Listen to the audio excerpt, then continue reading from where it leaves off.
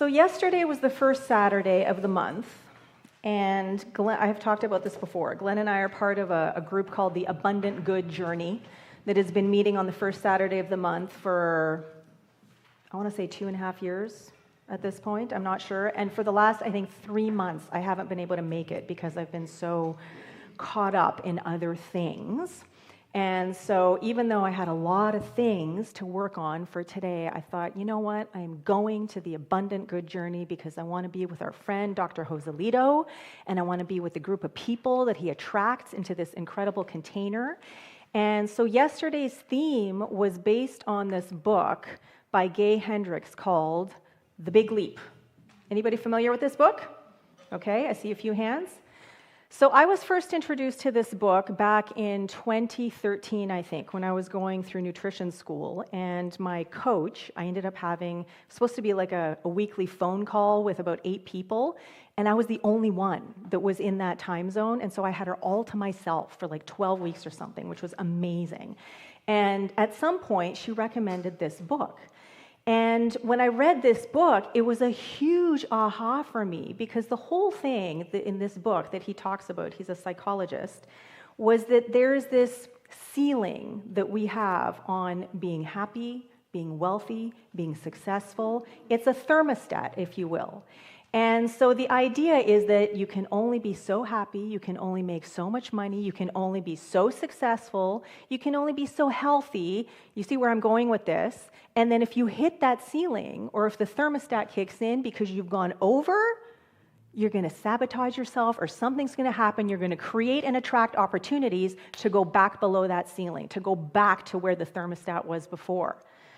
So this is before I went into New Thought, and he does talk about like how to move beyond. The whole thing is taking the big leap to go like past that ceiling, to move past the thermostat setting that is sort of your natural setting. But this was before New Thought for me. This was before Science of Mind, and so for me, this was one of the aha kind of things. Because for many, many years, like even in childhood, every single Christmas I would get sick. I would get bronchitis or I would get pneumonia. Without fail, I would go on antibiotics and that would be it. As an adult, it got worse. And I could even feel it coming on. And because I'm Ukrainian, we used to celebrate and still do celebrate Christmas in January. And so for me, it was like there were the holidays of like the regular Christmas, and then I still had Christmas after that. And so when I had my bakery, what I decided was that we would close for every single stat holiday so that everybody could have time off. And so I could have time off because I tended to work on those stat holidays. We would close for the first 2 weeks of January so I could have my Christmas. And so many times I could feel the tickle, I could feel the energy draining, and I'm like, I'm getting sick, and then bam, by that night or the next day, and I'm like, what the hell? Like, what is this? And then at one point, I got really conscious about my physical fitness, and I was training with an amazing, amazing trainer.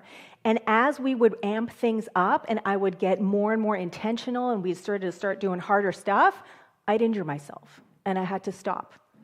I would all of a sudden be making more money, and then I'd get in a car accident and wouldn't be able to work. And I'm like, what is all of this stuff that is happening? Like, why is life happening to me? Kind of thing, right?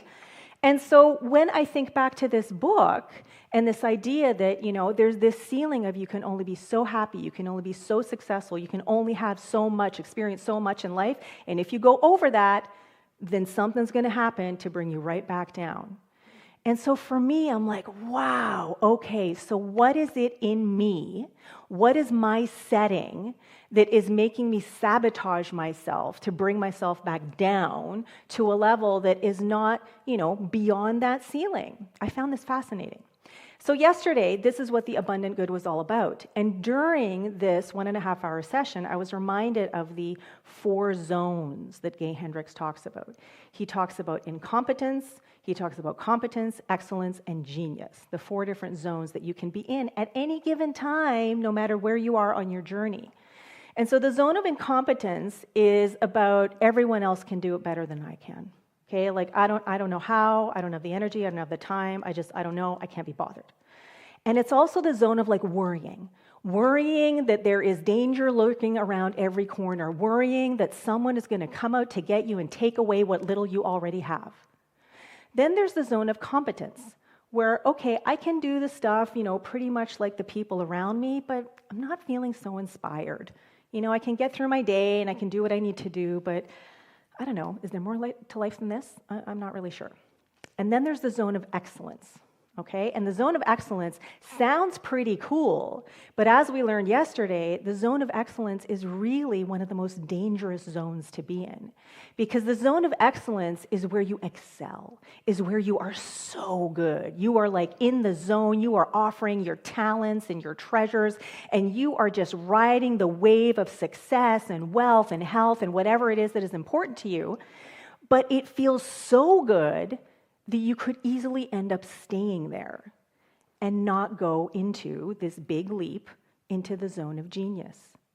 And so as people are answering, what the zone of genius feels like for them, they're talking about, oh, it's when I feel in the flow, it's when I feel connected, it's when I feel aligned. And I'm thinking, that's not my experience.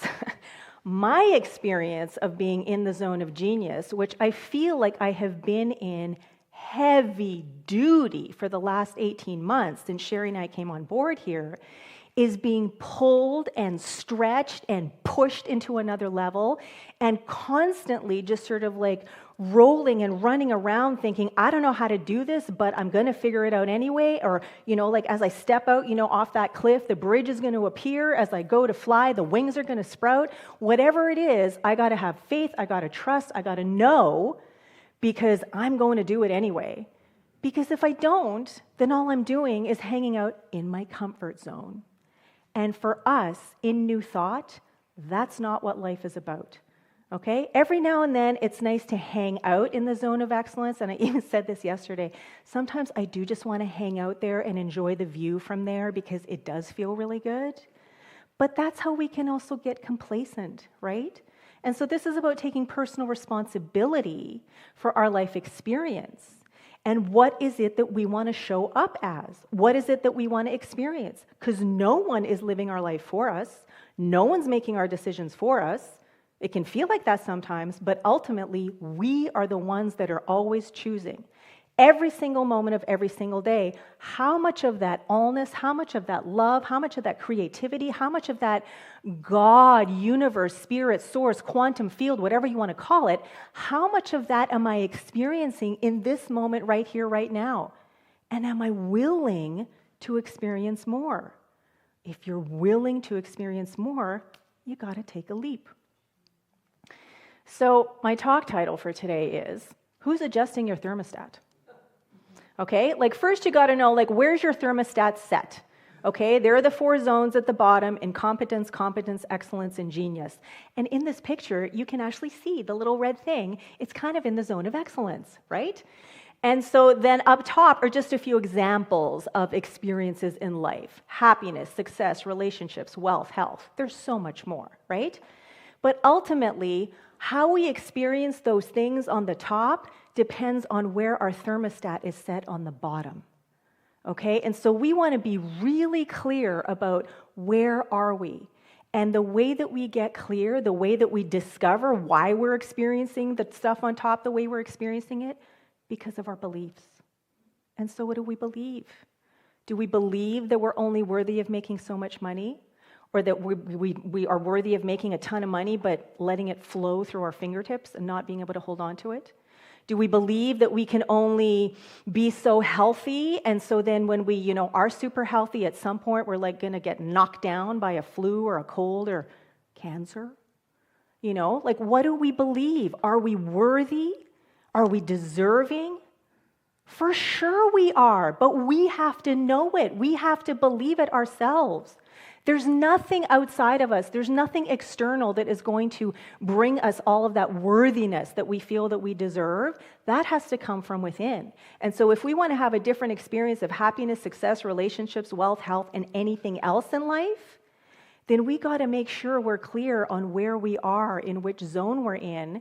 And if we're in a zone that may be the incompetence or competent zone, if that's not where we want to stay, then we got to start entertaining some new beliefs. And so this really comes to personal responsibility. which is the thing that we keep talking about here at VTC, how we are personally responsible for our life experience, that no one and nothing else creates our reality. And so there's a quote in the book by Gay Hendricks where he writes, "The more successful you get, the more urgent it becomes to identify and overcome your upper limit problem. If you don't clear the upper limit problem out of your way, it will be a drag on you until the day you die." Pretty intense, right? But is it true? I mean, our beliefs are what inform every single moment of our life. They inform our thoughts. They're connected to our emotions, to our feelings. They're connected to our desires, the action steps that we take or we don't take. And it's all about being comfortable or being uncomfortable. And if you're in those first three zones, in competence, and even excellence, that's all about comfort. And that's why excellence can be such a dangerous place to be. Because if you get super comfortable and you just sort of, get trapped by all of the amazing stuff that is going on for you because you're so good at what it is that you're doing, you may never actually get to experience the allness of what you're capable of because you haven't taken that big leap into the zone of genius. And so why am I talking about this today? It's not just because this is what we did at Abundant Good yesterday. I'm talking about this today because today is the 91st AGM here at VTC. This community, this organization, because this community is different, this organization goes back over 100 years and is the Victoria True Center. This is the 91st annual general meeting that it is having. Do you think that VTC looks the way it does today, that it's the same, as 91 years ago? No. There has been change many times over. I made a comment a few weeks ago when I was talking about my marriage to Glenn over there in the back, thinking that we've been together for nearly 30 years, and I feel like we've gone through maybe like 20 marriages, because we're like different people from one moment to the next and the next and the next. Same thing with our organization, same thing with our community. And so these last 18 months has felt like this incredible big leap that sometimes we weren't even aware that we were taking. And so that resulted in a lot of volatility, a lot of challenges, a lot of stuff behind the scenes that people aren't aware of that felt so exhausting, so all-consuming, that for me, it got to the point where at the beginning of the year, for a month and a half, I really sat in the question of, is this where I belong right now? Is this for me? And ministry for me is a calling. Okay, it's something I can't help but lean into. It is a pull on me. It is the thing that keeps me going into the zone of genius again and again and again and again and again. And so for about 18 months, every now and then, I'm like, oh my God, it would be so amazing to just hang out in the zone of excellence for a while because it's more comfortable there, right? But that's not what this big leap for VTC has been about. That's not what this big leap for me has been about. That's not what the big leap for this community has been about. And so when I look at the people who are sitting here today, the people who have committed to showing up, to speaking up, the people who have committed to being members, the people who have committed to being of service, what a testament it is to what this community and organization are becoming. Growth, change, transformation. And we're the ones who get to decide, right? Individually and collectively.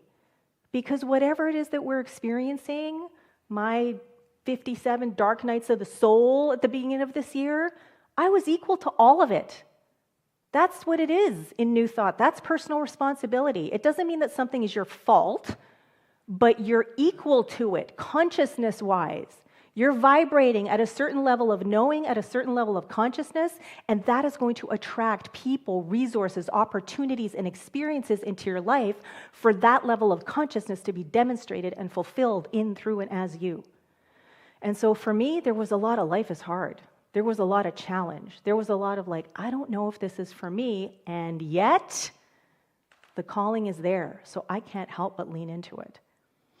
And so today is a big day at this 91st AGM. Today is a big day to celebrate. Look at all the people who are here right now. And what an opportunity it is to open up to what it is that this community and organization are becoming. So back to our affirmation for the month, as I intentionally release resentment, anger, and revenge about the past, I more consciously embody the certainty that love is my true nature. Now, it's not just about resentment, anger, and revenge.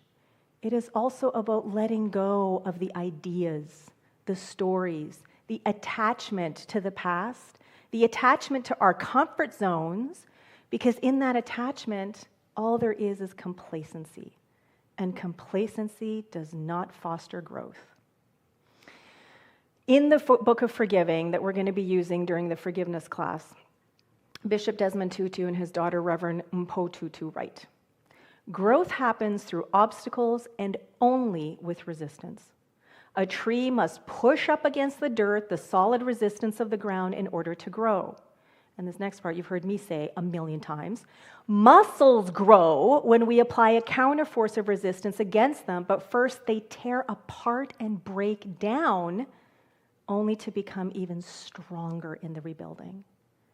That's what I see happening at VTC. Not all the time, but that's what I see happening.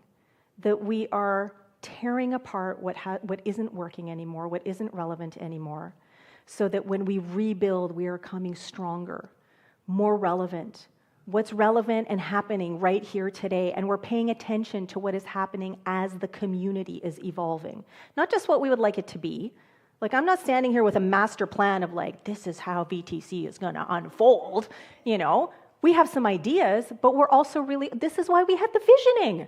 We wanted to know from the people, what are the insights that are coming to you, through you, for the unfoldment of this community.